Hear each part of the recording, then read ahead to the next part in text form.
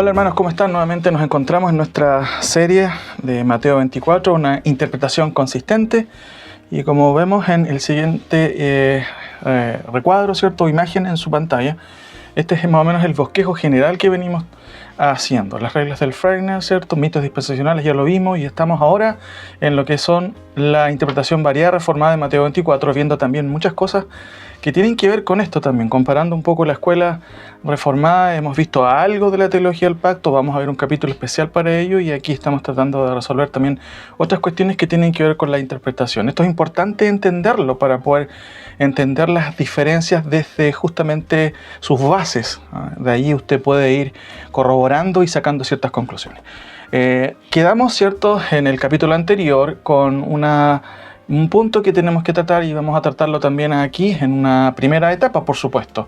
Estuvimos viendo un poco de la tarea de la interpretación en su proceso, en qué consiste, de manera general, simplemente para que usted no llegue a este tópico de manera quizás tan desnuda, sino que entienda en términos generales. Muchos de ustedes, por supuesto, lo entienden muy bien, pero no todos quizás comprenden esta cuestión de la tarea de la interpretación. Vimos un poco cómo es que las diferencias se ven en la literatura, y esto es propio de las Biblias de estudio, ¿cierto?, de los libros, y muchas veces uno no se percata. Al leerlos una segunda vez uno va notando, wow, esto parece que quiere decir otra cosa. En esta ocasión vamos a ver en parte, ¿cierto?, algunas respuestas a lo que el pastor Sugiel también dijo en su momento acerca de Israel, que surge también de una comprensión particular de lo que es Israel en la historia, lo que es Israel en la teología, y específicamente bajo los lentes de la teología del pacto, entre otras cosas. ¿Recuerdan, cierto? Aquí tenemos la imagen. Noten por favor lo que él llega a decir. Varias cosas dice literalmente en su estudio de Marcos capítulo 13, que es paralelo a Mateo 24. Noten por favor, y esto es habitual dentro de lo que es la teología, en este caso del reemplazo, como vamos a ver más adelante, que también vamos a dedicar un capítulo a esto también, para poder justamente demostrar en qué consiste y cómo es que aún la teología del cumplimiento, que es otro nombre para la teología del reemplazo o supersesionismo, en el fondo llegan a la misma ruta o en este caso al mismo punto final, el reemplazo o el supersesionismo de Israel. Estas declaraciones que vemos ahí, dice, este evento, la destrucción del año 70, fue un evento horrible, ¿cierto?, donde Israel dejó de ser la nación, Dios la había desechado, como dice. Bueno, todo eso corresponde a lo que es el supersesionismo punitivo. Este es el énfasis del supersesionismo punitivo, y las consecuencias, como dicen después más abajo el pastor Sugiel, ¿cierto?, en su declaración literal, dice que Dios ahora va a dar a la iglesia los frutos, o lo que es en este caso, lo que llegan a concluir ellos, el cumplimiento de todas las profecías que dio en el Antiguo Testamento ahora se cumplen en la iglesia o en el nuevo Israel. Bueno, eso tiene que ver con la teología del reemplazo. Se van uniendo todas estas cosas y como les dije, ¿cierto?, vamos a dedicar un capítulo especial a estudiar este tema. ¿En qué consiste? ¿Cuál es la idea de la teología del reemplazo? ¿Qué tiene que ver con el supersesionismo punitivo y lo que hacen habitualmente los teólogos, que de hecho les molesta un poco este concepto de teología del reemplazo o supersesionismo? Ellos hablan de la teología del cumplimiento. En el fondo es lo mismo, hermanos. El resultado es lo mismo, el desplazo de Israel en lo que es los planes de Dios y esta supuesta idea de que ahora hay un nuevo Israel, que es la iglesia. Ahora, avanzamos un poquito, por supuesto, en esto también, y vamos a ver aquí 9 respuestas a esta pregunta. De hecho, Pablo la responde, pero antes de llegar ahí vamos a hacer algunos análisis previos de cómo la Escritura responde a esto. Digo pues, ¿ha desechado Dios a su pueblo? Esa es la gran pregunta y usted sabe la respuesta. Es súper clara, no tenemos que entrar a discutirlo. Pablo es clara, pero el problema es que no se ha comprendido y no se interpreta bien en el contexto reformado, o ellos tienen otra interpretación. Para quienes evidentemente leemos el texto, es bastante claro lo que Pablo dice y lo dice rotundamente. Por eso que vamos a dar varias respuestas aquí. Y la primera va a ser la respuesta progresiva. Vamos a explicar eso ahora, ¿cierto?, conjuntamente con la respuesta legal teológica. Pablo da varias respuestas aquí. Entre estas son las dos primeras que son implícitas en el texto. También vamos a ver la respuesta gramática en otro capítulo, la respuesta personal de Pablo, la respuesta eterna, la respuesta histórica, la respuesta teológica, la respuesta ilustrativa, el concepto del olivo, ¿cierto? Y finalmente la respuesta escatológica. Hermanos, todo esto se deriva del análisis propio del capítulo de Romanos, capítulo 11, ¿cierto? En donde Pablo explica qué pasa con Israel. Ahora, en esta cierta respuesta de este último punto del primer bloque, vamos entonces a poder un poquito meternos en lo que son las primeras dos. Esa es mi idea en esta ocasión, poder responder por medio de las respuestas que Pablo, ¿cierto? O la Escritura nos sugieren, incluso antes de que Pablo también responda, de hecho, de manera clara en el texto. Por eso la primera respuesta, ahí vemos la respuesta progresiva. ¿A qué nos referimos? Esto trata de cubrir una preobjeción y vamos a verlo y lo voy a explicar. Respuesta progresiva tiene que ver con que el apóstol Pablo no es ajeno a la revelación progresiva de este tópico, de este tema, de Israel. ¿Qué es lo que pasa con Israel? En este sentido es bueno entenderlo. Por eso es la pregunta que Pablo, de hecho, valga la redundancia, pregunta, ¿ha desechado Dios a su pueblo? Implica preguntarnos cuestiones que son básicas, pero que muchas veces, por ser demasiado básicos, a veces nos olvidamos. Y por eso es bueno siempre estar repasando. ¿A qué Dios se refiere Pablo? Porque si es el Dios que vemos en la Escritura, entonces las respuestas son bastante claras en el texto y no dan lugar a dudas, hermanos, para una teología del reemplazo. Por eso se hace esta pregunta: ¿a qué Dios se refiere Pablo? ¿Será que Él promete y no cumple sus promesas? Ese es el punto. Segunda cosa, ¿a qué pueblo? ¿Qué es de Dios? ¿A qué pueblo se refiere Pablo? ¿A un grupo particular? Por eso esto es muy interesante. ¿Se refiere a un grupo interno, solo al remanente, o a un todo, o a ambos? También hay una discusión con respecto a esto. Y es claro en el texto y en la Escritura que también se usan estos conceptos de manera paralela. A veces se usan el término de remanente, el término de todo Israel, como Pablo lo refiere en Romanos 11, o Israel, o la casa de Judá, la casa de Israel, y así sucesivamente. Son preguntas que son de orden básico, pero que son necesarias también para poder replantear todo el tema y poder responder desde las Escrituras, que es lo que dicen justamente tanto profetas como apóstoles, en este caso en el Nuevo Testamento. Ahora, Pablo es parte de la revelación progresiva. Y con esto nos referimos justamente con este primer punto a ello, la respuesta progresiva. Pablo no es un llanero solitario, hermanos queridos. Noten por favor aquí algunas cosas que es importante tenerlas claras antes de seguir con el progreso de lo que es el tema y lo que es la primera respuesta que queremos dar aquí. Pablo no es un llanero solitario. Su revelación es la revelación antigua. ¿Qué quiere decir esto? Pablo no se desmarca del concepto del Antiguo Testamento. Habitualmente cuando se trata del tema de Romanos 11, y especialmente cuando escuchas a teólogos o ministros o pastores reformados, habitualmente no toman en cuenta lo que dice el Antiguo Testamento. ¿Por qué razón? Vamos a ver algo de ello ahora que tiene que ver con la teología o la teoría de la reinterpretación testamental. Esto de poner al Nuevo Testamento por sobre el Antiguo, o como una especie de libro hermenéutico que realmente nos ayuda a comprender lo que realmente querían decir los profetas. Ahora, segunda cosa, Pablo es el eco de los profetas sobre Israel. Vamos a ver que el texto es súper claro y todos están de acuerdo en esto. ¿Qué es lo que hace Pablo cuando responde a la pregunta? ¿Ha desechado Dios a su pueblo? Y él responde, ¿se acuerda? En ninguna manera. ¿Por qué responde de esa manera? Pablo simplemente está remitiendo, ¿no es cierto? O confirmando, esa es la idea, ese es el concepto. Lo que ya dicen los profetas inspirados en el Antiguo Testamento. Por eso que aquí, un tercer punto, también es necesario puntualizar, valga la redundancia. Pablo no innova una nueva interpretación. De hecho, él simplemente confirma las profecías relativas a la restauración y la salvación de Israel.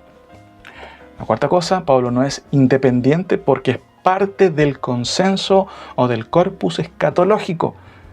Y eso es muy importante entenderlo. A eso nos referimos, hermanos, con este primer punto. La respuesta progresiva es un poco, a lo mejor, no digo que sea irresponsable, pero quizás superficial, separar a Pablo de todo el cuerpo escatológico y profético que refieren cosas, doctrinas, ¿cierto?, puntuales y específicas acerca de la salvación y la restauración de Israel. Al escuchar a Pablo, para quien conoce las Escrituras, para quien ha leído, ¿cierto?, con detención los profetas, no es algo raro, Pablo simplemente confirma las verdades que ya han sido dadas en el Antiguo Testamento. Por eso, nuevamente la pregunta.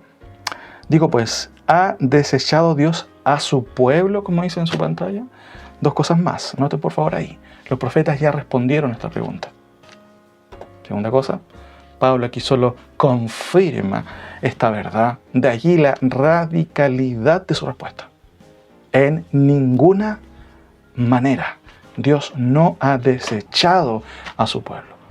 Para muchos hermanos a lo mejor eso es suficiente y de hecho debería ser suficiente. Pero aquí es necesario también dar respuestas más profundas también a este tema en vista que hay diferentes interpretaciones como lo hemos visto también en la Escuela Reformada. Ahora, por supuesto, antes de seguir, necesito mencionar algo que es importante. Digo pues, ¿ha desechado Dios a su pueblo? Leen en su pantalla ahí, ven lo siguiente. El contraste y el concepto escritural. Siempre es necesario ver, por contraste también, por un tema pedagógico, ver qué es lo que dice la Escritura, pero qué es lo que dice un contraste opuesto a lo que enseña la Escritura. Y en este caso, en esta ocasión, vamos a ver, como ya lo hemos visto, el primer aspecto, ¿cierto? Lo que es la respuesta progresiva y la respuesta autoritativa o legal teológica. Noten por favor su imagen. Esto es lo que vamos a ver ahora y vamos a tratar de poder responder de acuerdo a lo que nos sugiera también Pablo en vista del eco que él simplemente amplifica o reamplifica en cuanto a Israel y en cuanto a lo que los profetas dicen con respecto a Israel y a Dios y esa relación que tiene Dios con su pueblo. ¿En contraste a qué? Noten por favor ahí. ¿Por qué se dice que Dios rechazó a su pueblo aparte del supersesionismo? Sugiero un ejemplo concreto y usted lo ha podido comprobar. Dios desechó a su pueblo. ¿Por qué se dice eso? Bueno, una de las características tiene que ver, aparte de la teología del pacto, que vamos a dedicar un capítulo para evaluarla, estudiarla y justamente dar un veredicto sobre eso de acuerdo a la Escritura. También hay otro punto importante o puntal que sostiene esta idea del reemplazo de Israel y tiene que ver con lo que es la teoría de la reinterpretación del Antiguo Testamento por el Nuevo Testamento de acuerdo a las conclusiones que hace la teología reformada en cuanto a la interpretación de este pasaje de Lucas 24 en la conversación de Jesús con los discípulos de Camino a Emaús. Ellos dicen que hay una clave cristológica, que Cristo nos dio una clave cristológica para reinterpretar todo el Antiguo Testamento. Y con ello, por supuesto, ellos no lo dicen revertir las profecías que se fueron dadas para darle un sentido diferente. Ahora, noten por favor un poco, y esto es importante porque la Escuela Reformada también habla de la revelación progresiva, pero es muy diferente al concepto que muchos creyentes también tenemos y hemos aprendido de lo que significa lo que es la revelación progresiva. Noten por favor entonces ahí, y esto es importante tener. Solamente voy a citar dos autores reformados. Uno es premilenarista histórico y el otro es un amilenarista, pero ambos concuerdan en esta teoría. Noten por favor lo que dijo en su momento George Eldon Lamb, que ha influenciado bastante lo que es la teología reformada. Miren las conclusiones para entender un poco el tema del contraste. Él dijo en su momento, el hecho es que el Nuevo Testamento frecuentemente interpretan las profecías del Antiguo Testamento de una manera no sugerida por el contexto del Antiguo Testamento. Y añade, las profecías del Antiguo Testamento deben ser interpretadas a la luz del Nuevo Testamento para encontrar su significado más profundo. Puede que no se note lo que está tratando de decir él, pero claramente hay una intención aquí de reinterpretación. Hay una creencia de que el Nuevo Testamento, lo que hacen los apóstoles y Jesús es revertir todo lo que se dice con respecto, por ejemplo, a profecías literales o terrenales. No, eso ya no corre, dice esta teoría. Ahora todo se vuelca solamente de manera espiritual a la iglesia. Land añade lo siguiente. También es posible, y esta idea lo he encontrado en varios teólogos, esta idea como de inseguridad también, porque es evidente en las declaraciones bastante atrevidas en cierto sentido. También es posible que la expectativa del Antiguo Testamento de un reino en la tierra pueda ser reinterpretada por el Nuevo Testamento en conjunto de bendiciones en el reino espiritual. ¿Notan aquí la intención? Supuestamente el Nuevo Testamento reinterpreta o sugiere una reinterpretación de las profecías que fueron dadas en los términos propios en que Dios las dio. Noten por favor otro ejemplo. Aquí tenemos otro autor, que este es un autor amilenarista que escribió en su momento y de hecho de manera más directa y atrevida, quizá uno podría decir, increíble al leerlo. Si los escritores del Nuevo Testamento espiritualizan las profecías del Antiguo Testamento, aplicándolas en un sentido no literal, entonces el pasaje del Antiguo Testamento debe ser visto a la luz de esa interpretación del Nuevo Testamento, no viceversa. ¿Qué es lo que nos están diciendo directamente? Es que no debemos interpretar las profecías del Antiguo Testamento, y específicamente todo lo que tiene que ver con Israel, la profecía, ¿cierto?, de un reino, de manera literal. Porque ahora el Nuevo Testamento lo que ha hecho es reinterpretar todo eso en un sentido ahora espiritual. Espiritual, es muy importante aclarar eso. Espiritual no es contrario a lo literal. En el fondo lo que están sugiriendo es algo más místico o figurado, algo virtual. El milenio, hermanos, no es algo simplemente material desde el punto de vista premilenarista, entre comillas, dispensacional. Es espiritual. Cada cosa que sucede ahí es espiritual, por supuesto. O sea, la tendencia a lo mejor es un error de poder poner en contra dos conceptos que no son, evidentemente, o no están separados, lo espiritual de lo literal. Sí, lo que es diferente es la interpretación literal versus la interpretación figurativa en ese sentido. Pero aquí la idea es la misma cuando se usa el concepto de si los escritores del Nuevo Testamento espiritualizan la profecía del Antiguo Testamento, aplicándola en un sentido no literal, entonces el pasaje del Antiguo Testamento debe ser visto a la luz de esa interpretación del Nuevo Testamento, no viceversa. Es clara la pretensión. Los autores del Nuevo Testamento han subvertido el significado esencial. De hecho, N.T. Wright lo dice de esa manera, que los autores han subvertido el significado. Es fuerte esa palabra, pero incluso autores como él la usan en esta teoría, evidentemente que consideramos no es bíblica y de hecho no tiene asidero en el Nuevo Testamento. Ahora, notemos, y estamos entendiendo un poco esta idea de lo que es la reinterpretación testamental. Incluso, y esto es muy curioso, a veces cuando nosotros compramos libros, adquirimos libros, no nos damos cuenta muchas veces de lo que los autores sugieren. En el caso de Sugel Michelén, no solamente él comenta en sus predicaciones esta teoría del reemplazo, también esta cuestión de lo que es la reinterpretación testamental, usted puede encontrarla en este libro que habitualmente a lo mejor uno podría pensar, ok, este libro es una ayuda para la predicación expositiva. No, también usted va a encontrar ideas también que tienen que ver con este concepto reformado de la reinterpretación. Él dice algunas cosas como la siguiente que uno podría quizás quedar un poco impactado. Dice, ellos, los profetas, dice Sugel Michelén, eran incapaces de entender plenamente sus propios escritos porque carecían de la luz que ahora tenemos en el Nuevo Testamento. Noten lo que está diciendo el pastor Sugel. Ellos, los profetas, eran incapaces de entender plenamente sus propios escritos porque carecían de la luz que ahora tenemos en el Nuevo Testamento. Puede que esto, cierto, sea bastante atrevido también, y en cierto sentido no es que sea del todo incorrecta, pero ¿eran incapaces de entender plenamente todos sus propios escritos? Se los dejo a ustedes ahí, ustedes pueden ir juzgando estas declaraciones, pero noten por favor lo siguiente.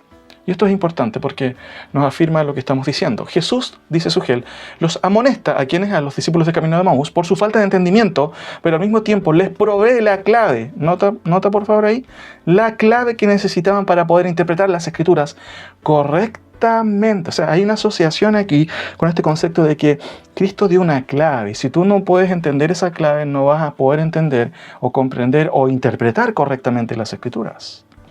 Él sigue diciendo también, citando a Edmund Clooney, que también es parte de esta teoría, un teólogo reformado, y dice lo siguiente.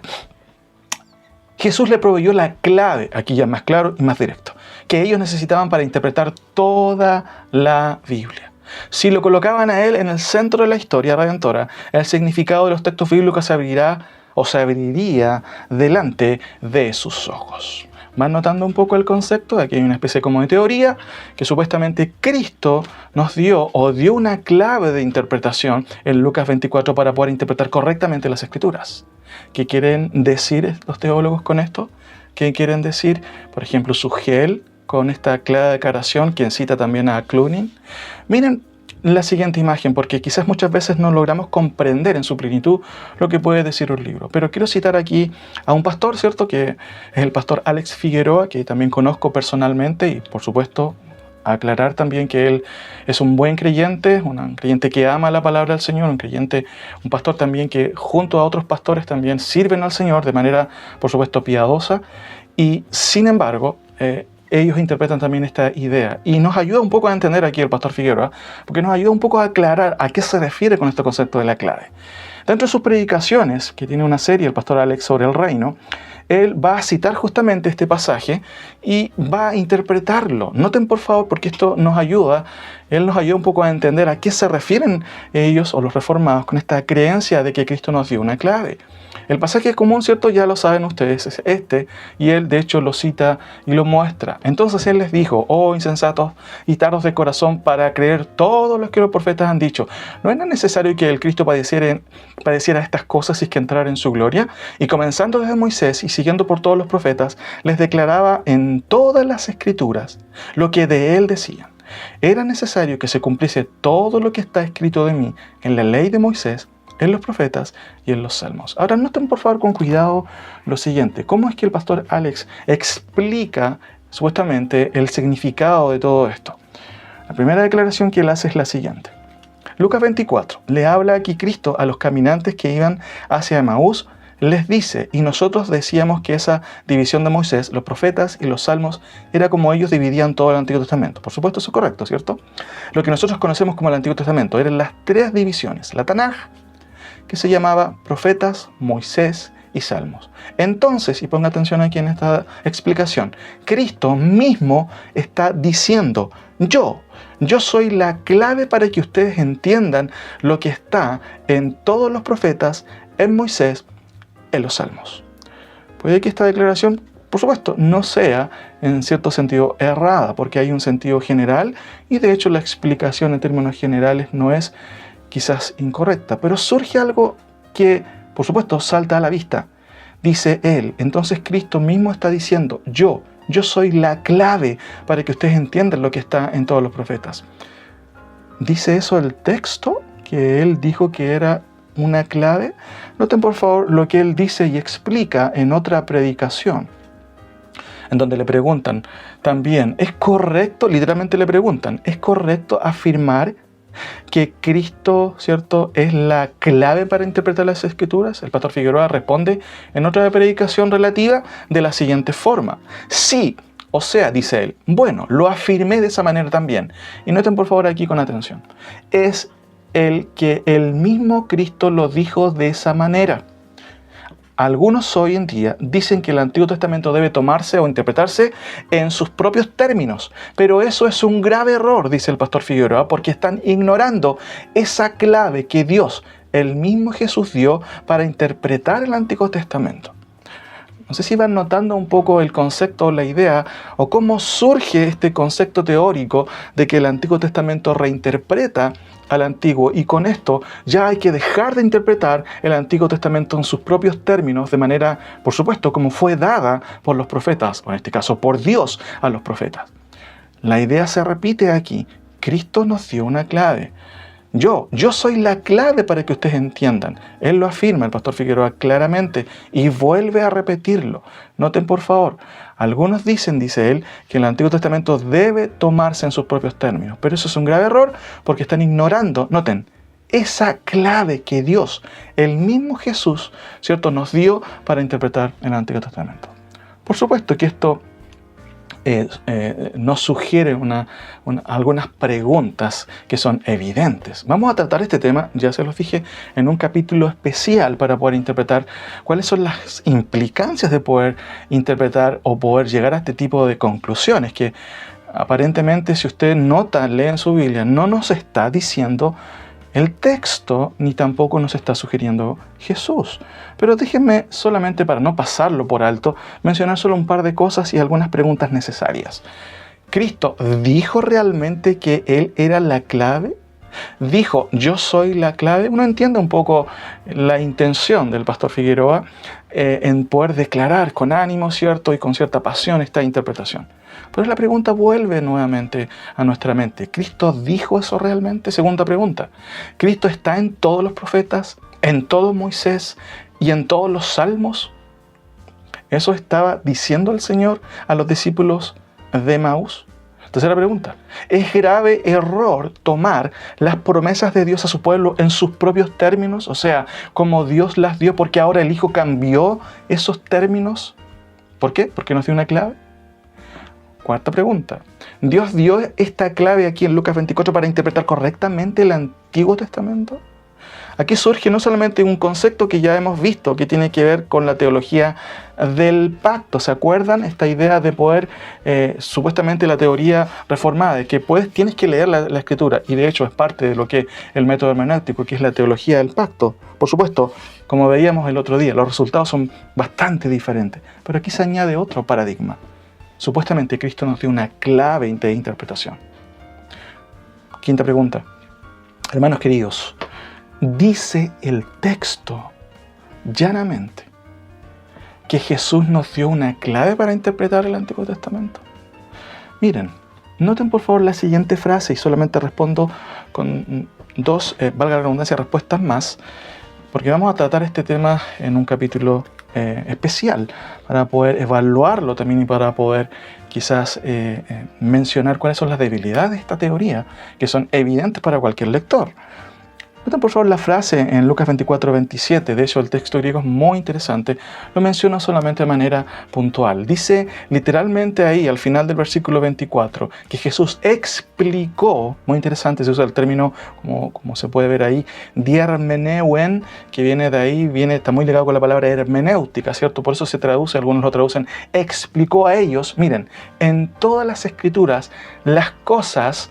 Y aquí usa justamente este término perieutu, el pronombre, ¿cierto?, reflexivo, ahí en ese sentido es singular en cuanto a Cristo. Él se está explicando, Él está diciendo, miren, explicó a ellos en todas las escrituras las cosas acerca de Él. Dos cosas que es importante entenderla, hermanos. Cristo no está diciendo por ningún lado que Él es una clave hermenéutica. Simplemente está diciendo o explicando que Él explicó a los discípulos de camino a Emaús todas las cosas acerca de Él que estaban en las Escrituras. Me gusta mucho lo que dice el profesor Abner Chu en este libro y se lo recomiendo. Por favor, puede comprarlo y leerlo. Aquí él responde a todas estas cosas también de manera bastante amplia. Él dice lo siguiente, solamente como un comentario final a esta idea. En primer lugar, el texto no afirma que Jesús interpretara que todas las escrituras eran acerca de sí mismo. Declara que expuso las cosas respecto a sí mismo que están por todas las escrituras. La afirmación no consiste en que todo en las escrituras trata sobre Cristo, sino más bien que Jesús recorrió todo el Antiguo Testamento para mostrar los pasajes pertinentes respecto a sí mismo. En segundo lugar, nuestro Señor declara que sus compañeros son lentos para creer lo que los profetas han hablado. Cristo afirma que los profetas hablaron con claridad sobre su sufrimiento y sus glorias. De este modo, Jesús ratifica el conocimiento de los profetas y su intencionalidad respecto a Él. ¿Qué es lo que estamos diciendo? ¿Qué es lo que dice el pastor Chu? Cristo no está reinterpretando el texto y el Antiguo Testamento. Por el contrario, lo está reafirmando, mis queridos hermanos. Eso es lo que está haciendo. ¿Nos dio una clave? ¿Cómo puede uno llegar a esa conclusión si el texto no lo dice? Saquen ustedes sus propias conclusiones, pero miren lo que llega a sugerir este concepto de la reinterpretación testamental. Noten la siguiente imagen. Tenemos aquí la revelación progresiva, realmente como es o como se sugiere en su intencionalidad esta idea, ¿cierto?, de la teoría de la reinterpretación del Nuevo Testamento o del Antiguo Testamento por el Nuevo. Por eso es que en cierto sentido la imagen que nos sugiere la revelación progresiva desde el punto de vista reformado es una especie como de revelación progresiva piramidal, supertestamental o supersesionista. No, Cristo nos dio una clave y se mencionan una serie de versículos ahí que supuestamente reinterpretan el Antiguo Testamento o sugieren una interpretación muy diferente. Algunos de esos versículos vamos a verlo también, en especial Efesios capítulo 2. Que es habitual en lo que es la apologética reformada. No, Cristo tiene un solo pueblo. Es muy interesante ese versículo, lo vamos a ver en un capítulo más adelante. Pero noten, hermanos, la siguiente imagen. Esto es lo que se propone en lo que es la interpretación reformada, una especie como de revelación progresiva piramidal. Cristo y los apóstoles dieron el puntapié y, ¿cierto?, reorganizaron lo que es la revelación. Sin embargo, hermanos, noten la siguiente pregunta. ¿Qué es lo que las Escrituras sugieren? Es la revelación progresiva. De manera ilustrativa, la revelación progresiva puede ilustrarse de esta manera. Ustedes notan ahí, no hay un concepto piramidal. Cada autor de las Escrituras forma parte de un consenso escritural. Ninguno se reinterpreta a sí mismo. El que viene después con otra revelación no viene justamente a reorganizar todo el consenso de la revelación, simplemente viene a complementar el significado. No hay un concepto de reinterpretación en el texto escritural. Los apóstoles, ¿cierto? Y aún Cristo en ningún caso sugieren un cambio, ¿cierto?, de lo que es la interpretación. En ningún caso, vuelvo a repetir, sugieren una reinterpretación. El concepto de revelación progresiva, justamente que enseña la Escritura, es consensual. Ahora, noten solamente una pregunta antes de ir al punto, ¿cierto? Segundo punto, para responder directamente a lo que Pablo está preguntando, pero tomando en cuenta lo que dicen los profetas. ¿Ha desechado Dios a su pueblo? Los profetas ya respondieron. ¿Qué dijeron? Vamos a verlo a continuación, pero noten por favor una pregunta importante. ¿Notan ahí? ¿Quién es su pueblo? Porque esto también entra en debate en el capítulo 11 de Romanos. Y hay varias discusiones, muchos que dicen en el contexto, ¿cierto?, de Romanos capítulo 11, miren, noten por favor a lo que me refiero. Pablo está hablando y diciendo que Israel va a ser salvo.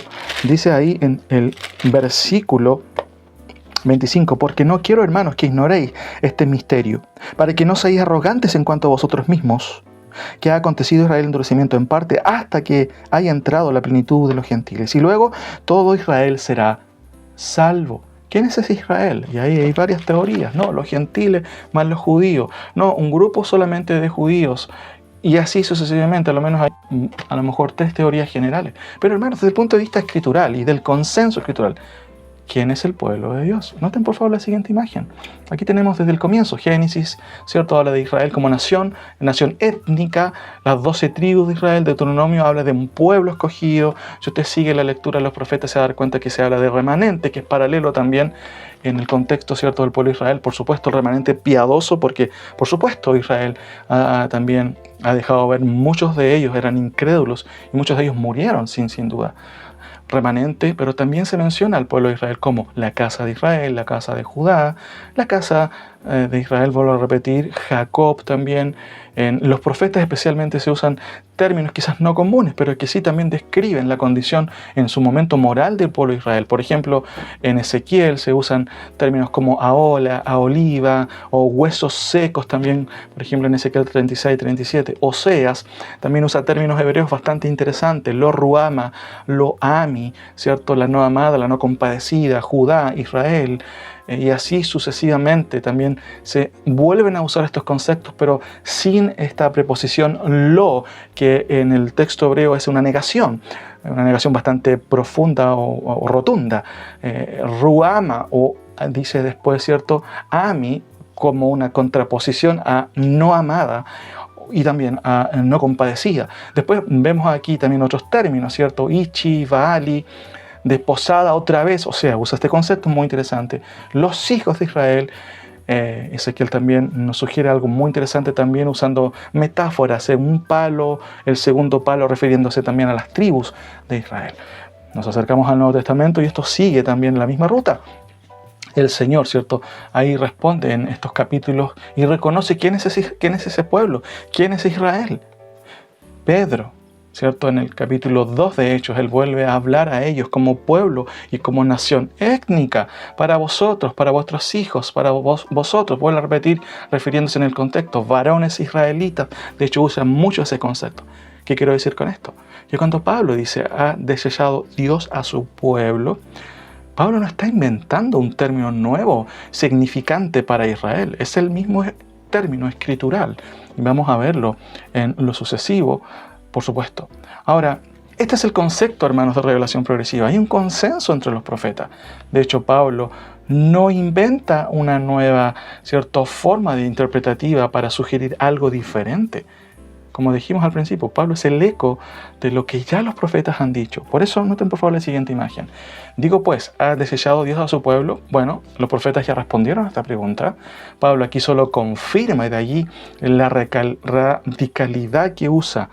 En ninguna manera. Ahora, por supuesto, vamos a llegar, recuerden, a explicar todo el pasaje de Romanos 11 en la división que hemos sugerido, pero vamos a contestar solamente en esta ocasión esta pregunta. Los profetas ya respondieron. Ahora, ¿qué dijeron con respecto a Israel? Quiero que me acompañen aquí en las siguientes diapositivas, ¿cierto? Que ya es la segunda parte, para poder explicar esto por medio justamente de lo que los profetas dijeron. ¿Qué nos enseña Zacarías 9:11? Y quiero que me acompañen con su Biblia también, para que notemos un poquito qué es lo que los profetas nos dicen en cuanto a Israel. También lo voy a hacer de manera comparativa, tomando en cuenta lo que otro teólogo reformado trata de, ¿cierto?, enseñar o trata de interpretar lo que dice este pasaje, pero dando quizás una interpretación un poco diferente y uno podría decir bastante, a lo mejor, rara de este pasaje. Noten por favor aquí, me refiero a Arthur Pine, doble Pine. Tiene excelentes libros sin duda, pero aquí en este libro específicamente uno va a encontrarse con ideas bastante extrañas en el texto, pero dentro del contexto de lo que es la interpretación reformada en realidad no son extrañas, son propios de la derivación de una interpretación a veces no literal o alegórica de ciertos pasajes o espiritualizantes, si se puede decir también. Lo que me llama la atención es que en este libro, al comienzo, ¿cierto?, los autores que han reeditado este libro para la iglesia de hoy, por supuesto que este libro es bastante antiguo, tienen esta premisa. Y esto no es malo, es parte de la honestidad, sin duda. Uno lee un libro y va encontrándose con este tipo de declaraciones. Dicen, ¿cierto?, sus editores: escribimos desde la convicción y no quisiéramos que siquiera antes de haber empezado aquellos que no compartan la posición escatológica del autor se vean inducidos a desechar esta obra o pensar que no hay nada aquí para ellos. Por el contrario, esperamos gustosamente y de todo corazón que puedan someterse o someter a prueba sus creencias con la única intención de abrazar lo que la sola Escritura, una vez expuesta, demuestre. Sin duda, muy interesante el desafío, y de hecho cuando estaba leyendo este texto, por supuesto lo tomé de buena manera. Usted va a juzgar realmente si lo que hace Pinks es de verdad sola Escritura aquí, o solo una cuestión más que nada propia de la teología del reemplazo, o la teología del pacto, como él explica aquí en este libro.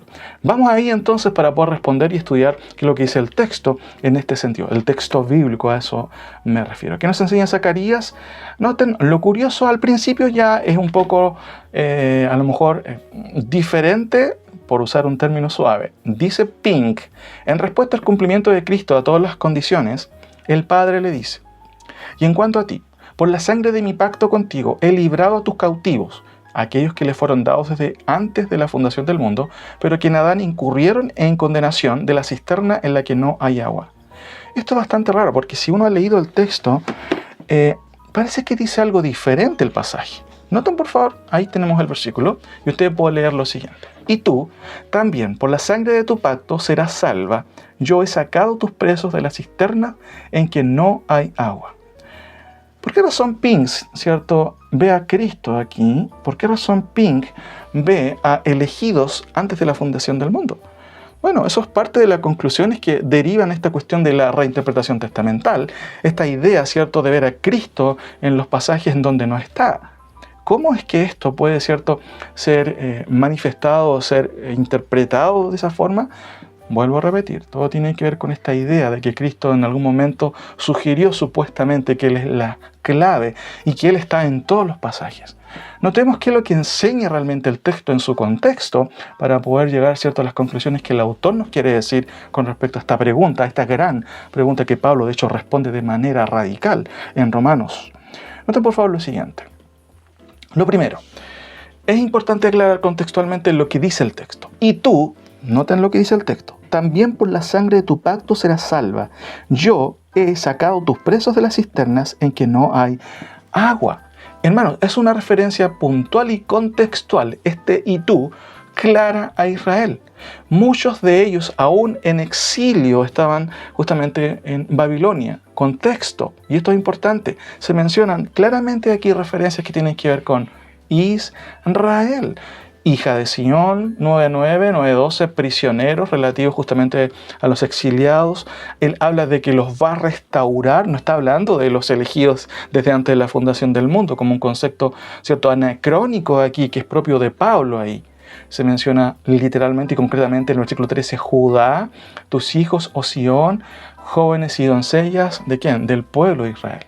Eso es lo primero. No está hablando de la iglesia. Está hablando claramente en el contexto de Israel, en una situación contextual difícil. Aún quedaban algunos de ellos en Babilonia. Por eso el contexto y el énfasis cuando se dice, yo te he sacado tus presos de la cisterna en que no hay agua. Muchos de ellos sin duda habían sido liberados, pero muchos otros no estaban. Segunda cosa, y esto es importante, dice Zacarías, hermano, y tú también por la sangre de tu pacto serás salva. Esta frase recuerda el pacto de Dios con ellos concertado en Génesis 12, confirmado en el Sinaí también, lo cual inicia el profeta, ¿cierto?, que es solo por esta razón que Jehová los salvará. De allí que Zacarías use la segunda persona singular, ¿cierto?, de berit o hacer un pacto, que en el texto del Antiguo Testamento es el término hebreo berit. Por eso dice así, por la sangre de tu pacto, es como si fuera el pacto de Israel. Y por cierto que es el pacto de Israel que concertó con el Señor, o valga la redundancia, que el Señor concertó con su pueblo. Por eso que ahí aclaramos claramente como dice, y usted puede leer, por la sangre de tu pacto, y no como dice Ping, la sangre de mi pacto. Algunas versiones lo traducen de esa forma. El texto hebreo habla claramente de tu pacto.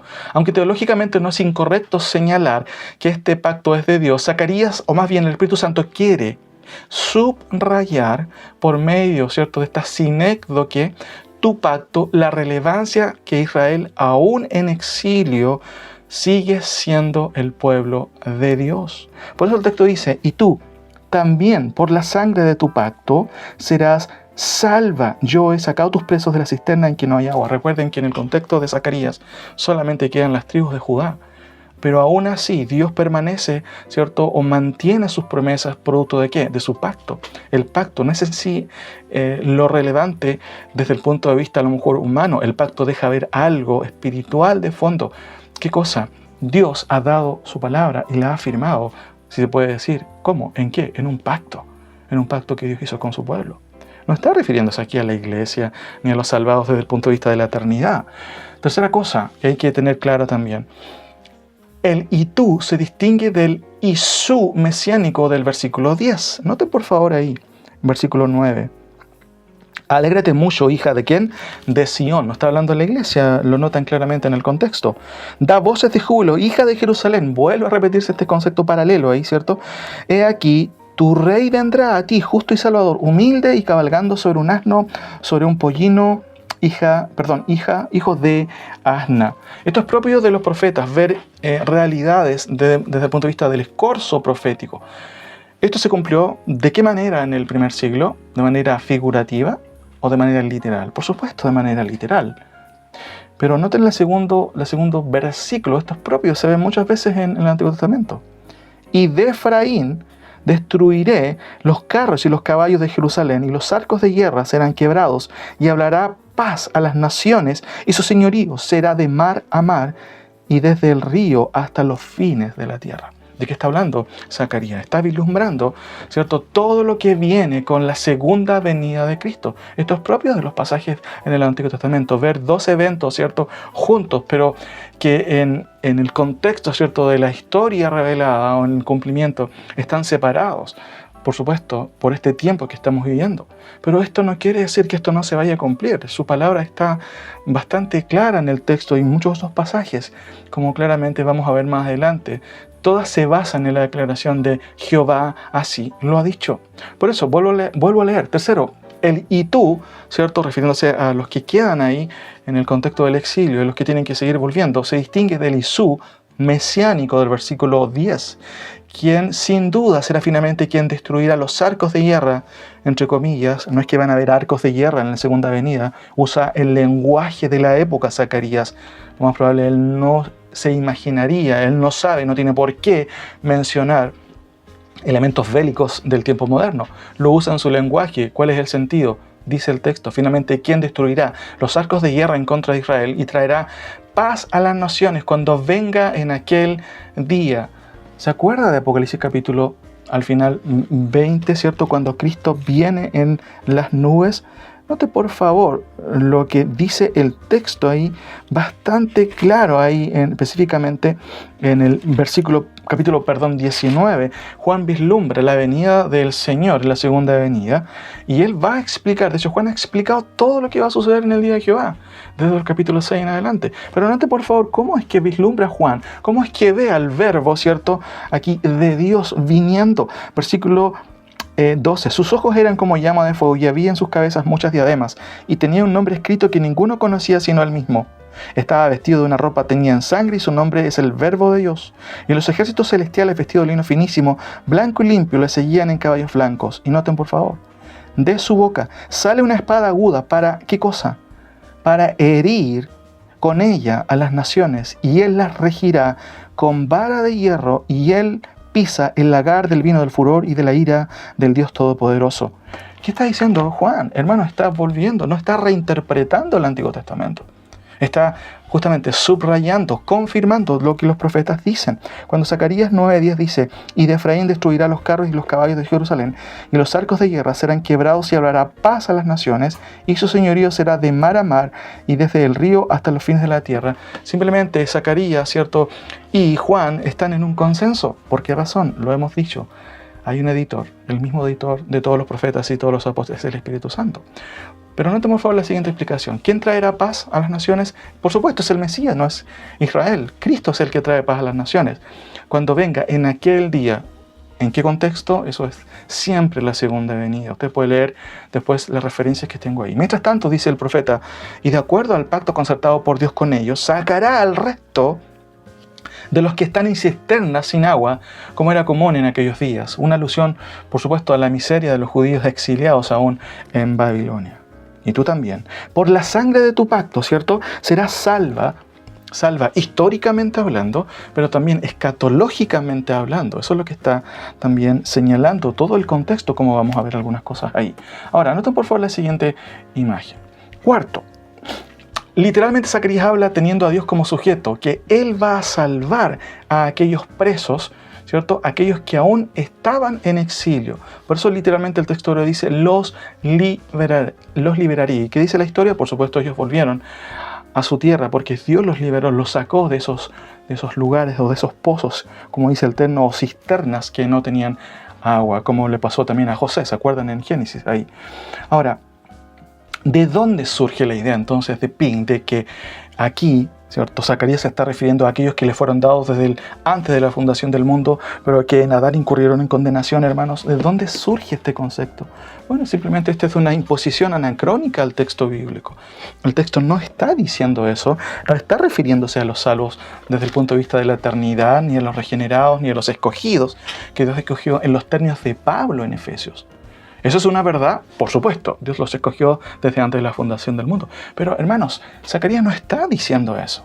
Y esto es propio justamente de lo que es la hermenéutica cristocéntrica, que es diferente a la hermenéutica cristotélica. Un gran tema, ¿cierto? Y que de hecho algunos pastores los explican muy bien ahí en otros sermones. Puede ir viendo también lo que el pastor, profesor Josías Grauman, Avner Chu también en YouTube. Ustedes pueden escuchar explicaciones bastante contundentes y notables acerca de esta gran diferencia.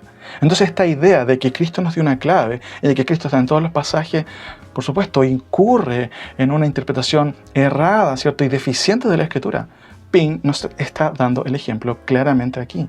¿De dónde viene esta idea, cierto, de que Pin ve aquí a escogidos desde antes de la fundación del mundo cuando se refiere a judíos que están en el exilio, a quienes Dios va a salvar? Ahora, hermanos, es importante entender también que, por supuesto, esta es una teoría que, por supuesto, no es superficial, cruza incluso el Antiguo Testamento. Por eso que es importante entender por qué razón este énfasis que Cristo es la clave. Ahora, noten las siguientes imágenes, y esto es lo final. ¿Qué señala el contexto directo de Zacarías 9:11? Siguiendo la rigurosidad exegética de Pin, ¿se trata de la iglesia? Note por favor antes de concluir con algunas explicaciones más. Versículo 12, claramente notamos ahí, Dios sigue confirmando lo anterior. y llama a los expatriados a volver prometiéndoles restauración. Tal cumplimiento histórico no es otra cosa que el prototipo de la restauración futura, hermanos. La segunda venida, usted puede seguir los capítulos 11, capítulos 12, capítulos 13, capítulo 14, y el texto es contundentemente, ¿cierto?, claro con respecto a lo que es la salvación y la restauración de Israel. Dos cosas diferentes, una es salvación y la otra también que es complementaria, es la restauración futura de Israel.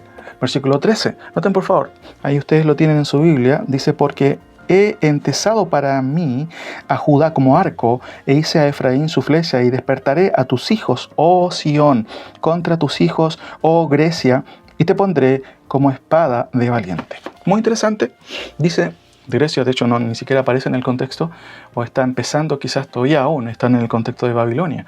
Pero mira lo que dice el versículo 3, una explicación. Dios dice que ha hecho a Judá fuerte. Te he entesado. Esto es propio también de los profetas o de otros profetas, como un arco a punto de herir a sus enemigos. Una alusión profética, por supuesto, alusión, me refiero, profética escatológica de su futura restauración. Joel capítulo 3:11 casi repite lo mismo. Somos un pueblo fuerte en Dios. ¿Por qué razón? Porque Dios está con ellos después de la disciplina que obviamente van a tener por parte de Dios. Viene la salvación por medio también del propio Señor de su pueblo. ¿Cuándo ocurrirá esto? Bueno, el día cuando Jehová defienda al morador de Jerusalén, de acuerdo a Zacarías 12:8, y ustedes pueden ver todo el capítulo ahí. Ahora, avanzo con lo último, preconclusión. La imagen que Zacarías presenta con este versículo, hermanos, en su contexto, nada tiene que ver con la idea de que A.W. Pink nos está sugiriendo, sino con algo contrario, con un asunto que es propio de los profetas, juicio y restauración. Por supuesto, esto se ve en la mayoría de los profetas, hermanos, que tienen que ver con el tratamiento de Dios con Israel. Aquí es visto, por supuesto, de una manera telescópica y como un prototipo de la futura restauración de Israel en aquel día, que es una alusión común en el Antiguo Testamento para el día de Jehová y la segunda venida, o la segunda venida, que es lo mismo. Día en que Dios mismo los salvará, de acuerdo a Zacarías 9:16. Note por favor el versículo 16. Y los salvará en aquel día. Frase clave en el Antiguo Testamento que, cierto, nos refiere a los últimos acontecimientos en el contexto del día de Jehová. Dice ahí: y los salvará en aquel día Jehová su Dios como rebaño de su pueblo, porque como piedras de diadema serán enaltecidos en su tierra.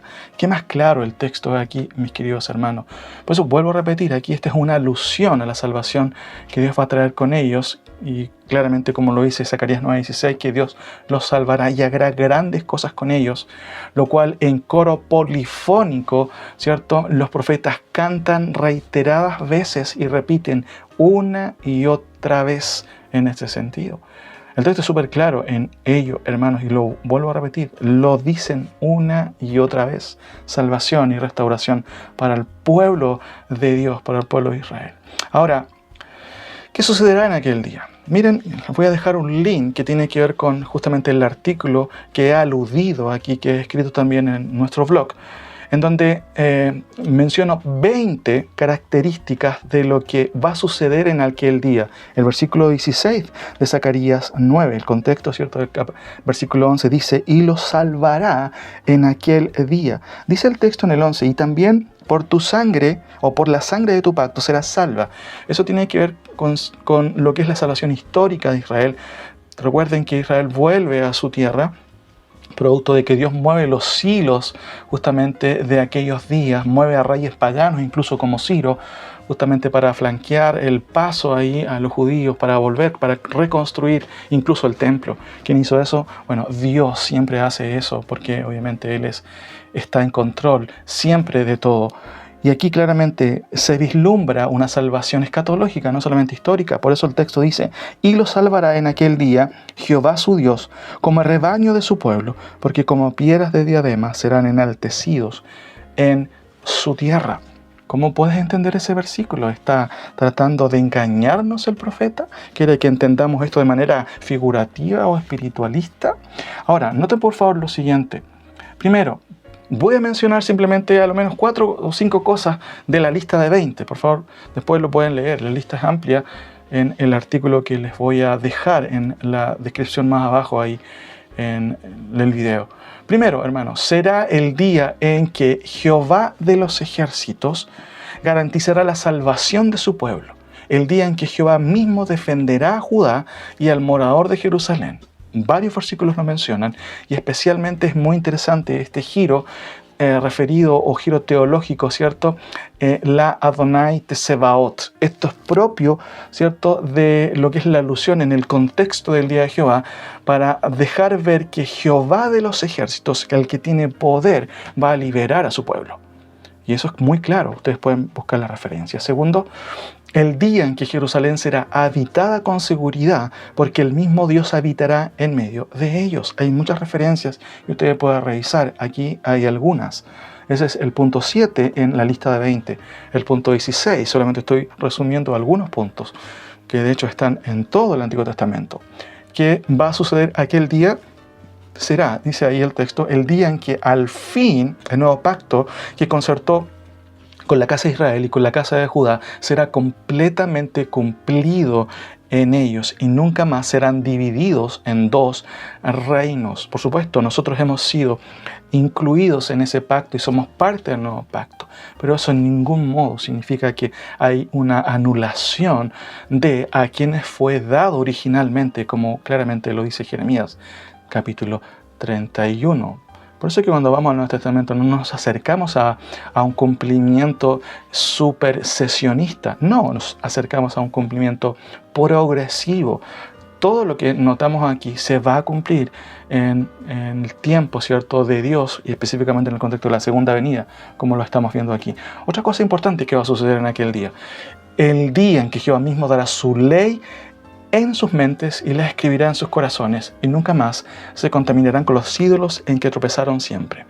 Siempre hay una objeción con respecto a Israel. No, es que Israel ahora es un pueblo pagano, ese no es el pueblo de Israel, no puede ser posible. Hermanos, es el mismo pueblo de siempre, pueblo rebelde, un pueblo, ¿cierto?, que no quiere nada de Dios. Perfecto.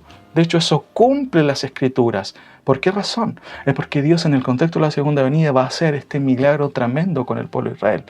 Va a ser el día en que Jehová dará su ley en sus mentes y Él las escribirá en sus corazones. El texto es increíble en Jeremías capítulo 31. Si usted lo lee naturalmente, sin ciertos conceptos o preconceptos, y diríamos reformados, el texto habla por sí solo en ese sentido. Además agrega este punto, y nunca más se contaminarán con los ídolos en que tropezan. ¿Cómo puede ser posible que alguien ya no haga más eso? Bueno, así es la obra de Dios, así va a ser la obra de Dios, increíble. Y Él se encarga justamente de dejarlo muy claro en Jeremías 31, en Ezequiel también 36 y 37. Otro punto importante, el día en que Dios mismo asegura: perdonaré la maldad de ellos y no me acordaré más de su pecado. ¿Hay supersesionismo en los profetas? Hermanos, esto es increíble. Todo lo contrario. Los profetas están claros que Dios es amplio en perdonar y aún dice el texto ahí que Dios va a perdonar, como dice Jeremías 31, la maldad de ellos y no me acordaré más de su pecado. Increíble. ¿Cuándo? Todo esto tiene que ver con el contexto de la segunda venida.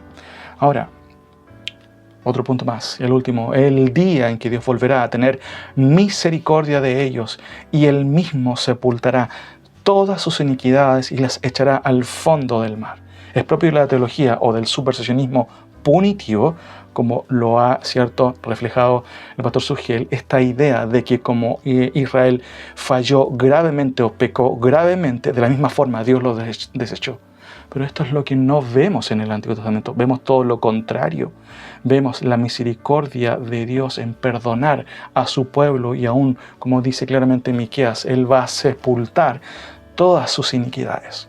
El texto es súper claro en eso, mis queridos hermanos. No entiendo personalmente cómo es que se llegan a ese tipo de conclusiones. Bueno, vamos a verlo en un tema especial, todo lo que tiene que ver con el supersesionismo, porque también deja ver muchas cosas que quizás no todos están al tanto y nos ayudan a entender, ok, por esa razón ellos llegan a decir algo que no dice el texto. De hecho, es algo opuesto a lo que dice el texto. Ahora, noten por favor en términos generales el siguiente resumen. De acuerdo a todos estos puntos, el punto 1, será el día en que Jehová de los ejércitos garantizará la salvación. ¿Qué es eso? Es claro, eso es salvación. El Antiguo Testamento, y como Pablo también lo dice claramente en Romanos, y vamos a explicarlo, después nos vamos a meter a Romanos también ahí. Eso es salvación, hermanos, salvación de su pueblo. Pueden revisar los pasajes que ya mencionamos, no tenemos tiempo para explayarnos en todo eso. Segunda cosa, el punto 7 y 16 y otros más que se mencionan en la lista, hablan de qué cosa? De restauración. Una cosa es salvación, pero otra cosa es restauración. Las dos son parte, hermanos, de lo que tiene que ver con lo que Dios va a hacer con su pueblo. Otra cosa más que notamos en estos puntos y que se dejan ver, regeneración. No, Israel es un pueblo rebelde, un corazón duro, perfecto. Eso cumple las Escrituras, porque Dios va a regenerar sus corazones. Es muy interesante muchas veces cuando uno escucha esa objeción y se vuelve a repetir, se vuelve a repetir. Y yo me pregunto, ¿es que acaso no leen la Escritura? ¿Es que acaso no leen que Dios va justamente a dar un corazón de carne a Israel? No se refiere a la iglesia, se refiere a la casa de Israel y a la casa de Judá, como claramente Jeremías capítulo 31 lo explica ahí. Ahora, otra cosa que notamos también, perdón. Y esto, hermanos, es en cierto sentido una de las respuestas contundentes para la teoría, ¿cierto?, antiescritural del supersesionismo punitivo.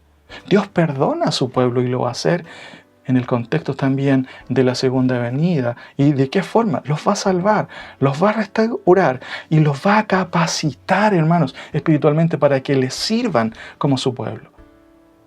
Es muy increíble escuchar nuevamente, vuelvo a repetir, que Dios desechó a su pueblo cuando claramente el Antiguo Testamento, ¿cierto?, el eco de Pablo, deja ver todo lo contrario. Ahora, voy terminando, mis queridos. ¿Qué otra cosa nos comunica Zacarías aquí acerca de Jehová y su pueblo? Ponga atención, porque estas son las últimas diapositivas que voy a mostrar. Dice lo siguiente: sí, yo los esparcí. Eso es lo que está diciendo Zacarías, capítulo 10, ¿cierto? Versículo 9, Jeremías 31, 10, ¿cierto? Y otros pasajes también que tienen relación a esto. Por eso que es importante también entenderlo. Dice el Antiguo Testamento, y Dios es el que dice, yo los esparcí por disciplina, por supuesto. Yo los arrojé a lugares lejanos, sí, yo los hice. Y eso es lo que es parte, hermanos, de la disciplina de Dios, porque fueron rebeldes, por supuesto. Muchos de ellos murieron, por supuesto, por el juicio de Dios. Pero también dice el texto, yo los volví a su tierra y también yo los saqué de aquellos pozos sin agua. Ahora, pero no es solamente eso lo que va a hacer Dios con ellos. Él va a hacer otras cosas más. Noten por favor ahí en su pantalla, no, lo hemos visto, ya lo aludimos. Dios mismo, Jehová mismo va a hacer algo con ellos. En el contexto de la segunda venida, los va a reunir, los va a salvar, los va a regenerar y los va a restaurar. Pueden ver algunos pasajes ahí, no puedo poner todos, pero hay un montón de otros pasajes que confirman esta verdad. Por eso es que cuando leemos Romanos capítulo 11 y Pablo pregunta, ¿ha desechado Dios a su pueblo? Lo que hace Pablo, hermanos, simplemente es confirmar esta verdad que claramente vemos en las Escrituras.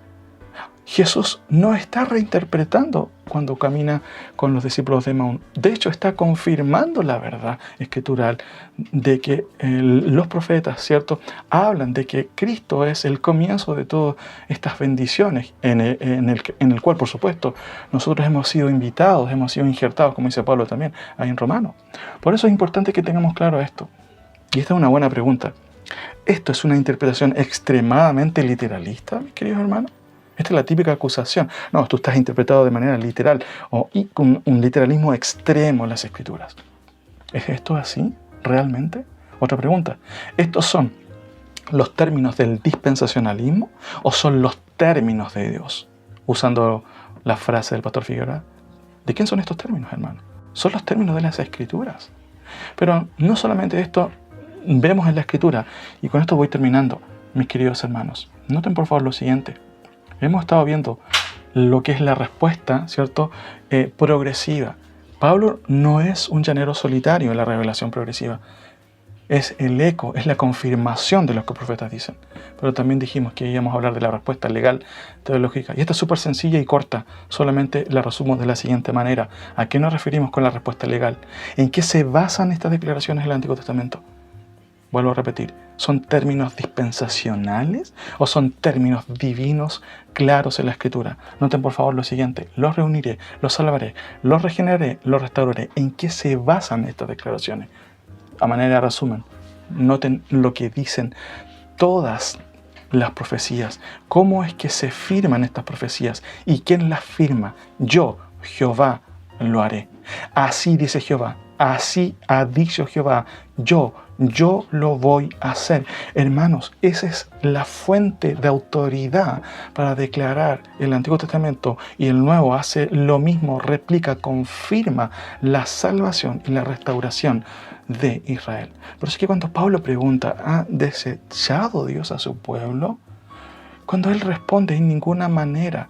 Simplemente está confirmando esta verdad, basada, hermanos, no en el dispensacionalismo, basada en lo que Dios ha dicho, en lo que Él ha prometido. He ahí la gran diferencia, hermanos queridos.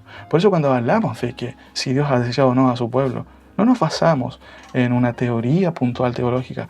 Está basado esto en una aseveración concreta, ¿cierto? Rotunda de la palabra y del así ha dicho Jehová. Esto es legal porque justamente nos referimos a lo que es correcto, a lo que es autoritativo y teológico, porque se trata de lo que Dios ha definido con respecto a lo que Dios va a hacer con su pueblo. Ahora, termino con la última imagen. No solamente, hermanos, lo que acabamos de ver es lo que subrayan los profetas, y aún Pablo va a confirmar, como vamos a ver. Hay algo más en el texto, y esto es para mí increíble y de hecho notable de parte de los profetas. En el contexto de Zacarías, ¿cierto? Versículo 10, está hablando Zacarías de las bendiciones del Mesías, en el contexto también de la salvación de su pueblo, en el contexto de aquel día, en el contexto de la segunda venida. Y varias cosas se dicen ahí. Pero noten por favor la imagen, he puesto ahí tres versículos ahí que tienen que ver con Zacarías 10. Noten por favor, aquí hay algo muy interesante. Dice, de él saldrá la piedra angular, de él la clavija, de él el arco de guerra, de él también todo apremiador, y serán como valientes que en la batalla huellan al enemigo en el lodo de las calles, y pelearán porque Jehová estará con ellos, y los que cabalgan en caballos serán avergonzados. Porque yo fortaleceré la casa de Judá y guardaré la casa de José, y los haré volver, porque de ellos tendré piedad. Y noten por favor lo que dice Zacarías. Y serán como si no los hubiera desechado, porque yo soy Jehová, su Dios, y los oiré. Hermano, es que debes subrayar este versículo, porque esta es una respuesta contundente, no del dispensacionalismo, sino de las Escrituras con respecto a si realmente Dios ha desechado o no a su pueblo. La pregunta era, ¿ha desechado Dios a su pueblo? Vamos a ver qué dice Pablo, y usted lo sabe ya, en ninguna manera. Pablo, dijimos que simplemente confirma la verdad que ya los profetas dijeron. ¿Qué dice Zacarías con respecto a su pueblo en el contexto de la segunda venida? ¿Qué les va a suceder? Dios va a defenderlos. Y noten por favor aquí varias cosas. De él saldrá la piedra angular, se refiere al Mesías. La importancia del reino milenial no tiene que ver con Israel, hermanos. Por supuesto es parte de lo que la Escritura revela, pero lo principal del reino milenial es Cristo, es el Mesías. En ese sentido, claramente lo dice el texto. Segunda cosa, cuando dice el versículo 5, y serán como valientes que en la batalla huellan al enemigo, ¿de qué está hablando? Está hablando de la defensa que Dios va a hacer, ¿cierto?, de ellos, la salvación que va a traer el Señor por medio de su poder. Ustedes pueden leer, seguir leyendo, hermanos, Zacarías 11, Zacarías 12, Zacarías 13, Zacarías 14. Está en claro en el texto esto. Otra cosa importante, versículo 6, ¿de qué está hablando? Porque yo fortaleceré la casa de Judá y guardaré la casa de José y los haré volver. Nota que está diciéndonos de que todo Israel es salvo. La casa de Judá y guardaré la casa de José y los haré volver, porque de ellos tendré piedad. Eso está hablando de restauración de la nación, hermanos. El texto es súper claro en decirlo, pero vuelvo a repetir. Y serán como si no los hubiera desechado. ¿De qué está hablando eso? Hermanos, esto vuelve a repetir una cuestión que es elemental en lo que es la teología de lo que es el cristianismo, la misericordia de Dios. Cuando encontramos declaraciones como la de Sugel y otros que hablan de que Dios desechó a su pueblo, hermanos, no estamos respondiendo o defendiendo algo que tiene que ver con el dispensacionalismo. Tiene que ver algo específicamente del carácter de Dios. Dios es un amante de su pueblo, es un Dios perdonador y misericordioso.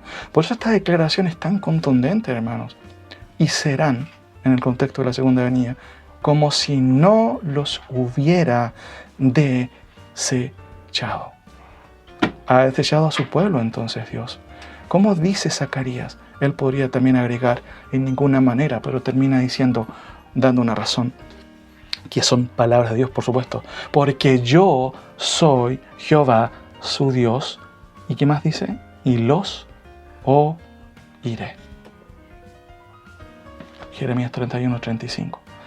Porque yo soy Jehová, su Dios, y los oiré. ¿Qué está diciendo, hermanos, Dios? ¿Qué está diciendo? ¿Qué ha decidido con respecto a su pueblo? Noten, por favor, solamente lo voy a leer, no voy a explicarlo. Usted saque sus conclusiones, estúdielo ahí en su casa, pero noten, por favor, este versículo, porque este versículo es, de hecho, contundente con respecto a esta pregunta o a la respuesta que notamos en este contexto, de hecho en el Antiguo Testamento, y que de hecho Pablo confirma simplemente en el Nuevo Testamento diciendo que los dones de Dios son irrevocables o que Dios va a salvar a su pueblo. Noten por favor lo que dice el versículo 35. ¿Por qué razón Dios restaura a su pueblo en el contexto del cumplimiento cabal del Nuevo Testamento? ¿Cierto? Del nuevo pacto, perdón, ¿cierto? En el contexto de la segunda venida. Noten lo que dice. Así ha dicho Jehová. Nuevamente la autoridad de Dios. Zacarías pone la autoridad de Dios. No está sacando aquí ideas personales. Así ha dicho Jehová, que da el sol para luz de día, las leyes de la luna y de las estrellas para luz de la noche, que parte el mar y brama sus ondas. Jehová de los ejércitos es su nombre. Si faltasen estas leyes, aquí me da una opción. O sea, ¿quieres negar la salvación de Israel? ¿Quieres negar la restauración? Bueno, mira, si tú cumples con estas condiciones, ahí yo voy a pensar en, ¿cierto?, desechar a mi pueblo. Noten por favor lo que dice aquí. Si faltaren estas leyes delante de mí, dice Jehová, también la descendencia, no de una parte de Israel, dice, faltará para no ser nación. Noten por favor lo que el propio Jeremías está diciendo. No está hablando de que los judíos son salvos porque llegan a la iglesia. Está viendo la salvación de la nación de Israel como pueblo étnico, por supuesto, restaurado y regenerado, hermanos. Eso es lo que dicen todos los profetas. Noten lo que dice Ezequiel. Así ha dicho Jehová, si los cielos de arriba se pueden medir y explorarse abajo los fundamentos de la tierra, bueno, también yo desecharé toda la descendencia de Israel por todo lo que hicieron, dice Jehová. Si tú eres capaz de cambiar o anular las leyes, ¿cierto? Y diríamos leyes físicas del sol, de las estrellas, en el contexto de la luna, ahí Dios va recién a pensar en desechar a su pueblo. Por eso, la pregunta obvia es, ahí tenemos todas las respuestas que hemos estado dando, ¿cierto? La pregunta obvia es la siguiente. Digo pues, ¿ha desechado Dios a su pueblo? ¿Usted sabe la respuesta de Pablo? ¿Cuál es la respuesta de los profetas? Es la misma. En ninguna manera. Vuelvo a repetir. ¿Ha desechado Dios a su pueblo en el contexto del Antiguo Testamento? Jeremías dice, si tú eres capaz de cambiar las leyes, el sol y la luna, yo voy a pensar, ¿cierto? Estoy parafraseando un poco el texto ahí en versículo 37, 36. Yo voy a pensar en desechar a mi pueblo. ¿Qué nos está diciendo Dios? Que Él jamás va a abandonar a su pueblo. Hasta aquí, hermanos, las primeras dos respuestas, la respuesta progresiva, la respuesta teológica, y como ustedes ven en el recuadro, Pablo responde de manera notable, ¿cierto?, y rotunda, con varias otras respuestas más.